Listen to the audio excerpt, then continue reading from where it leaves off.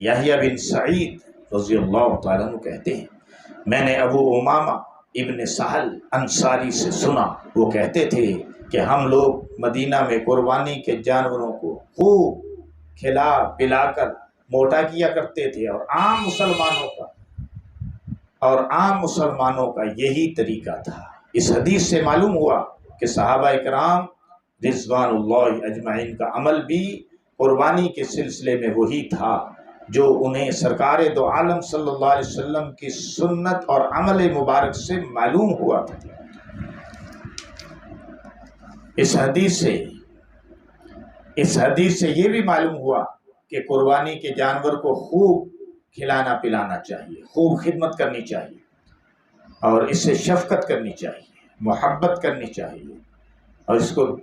اور قربانی کے جانور کی دیکھ بھال کرنی چاہیے،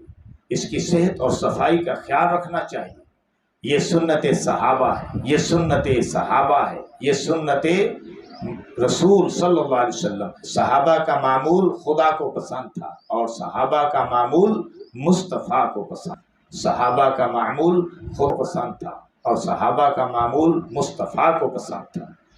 سیدنا انس بن مالک رضی اللہ تعالیٰ عنہ رسول اللہ صلی اللہ علیہ وسلم کے خادم خاص، وہ اپنا اور سید عالم صلی اللہ علیہ وسلم کا معمول بقرعید کے دن کا ارشاد فرماتے ہیں،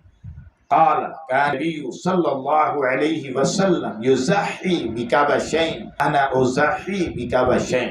بخاری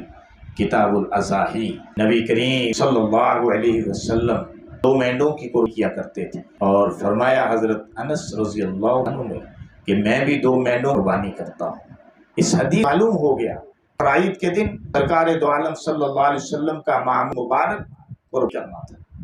نماز پڑھی پھر قربانی کی، احادیث سے یہ معلوم ہوا حضور صلی اللہ علیہ وسلم نے آپ کے صحابہ پاک حضرت انس کا معمول سنت نبوی کے مطابق قربانی کرنا تھا۔ حضرت انس معمول سنت نبوی کے مطابق قربانی کرنا، بلکہ حضرت انس رضی اللہ عنہ نے تو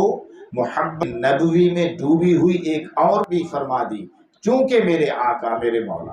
اور محبوب خدا صلی اللہ علیہ وسلم 2 مینڈ قربانی کیا کرتے تھے، اس لیے بھی ادائے رسول کی پیروی میں 2 مینڈوں کی قربانی کو اپنا مان بناتا ہوں۔ یہ سیدنا انس رضی اللہ تعالیٰ عنہ کا عشق،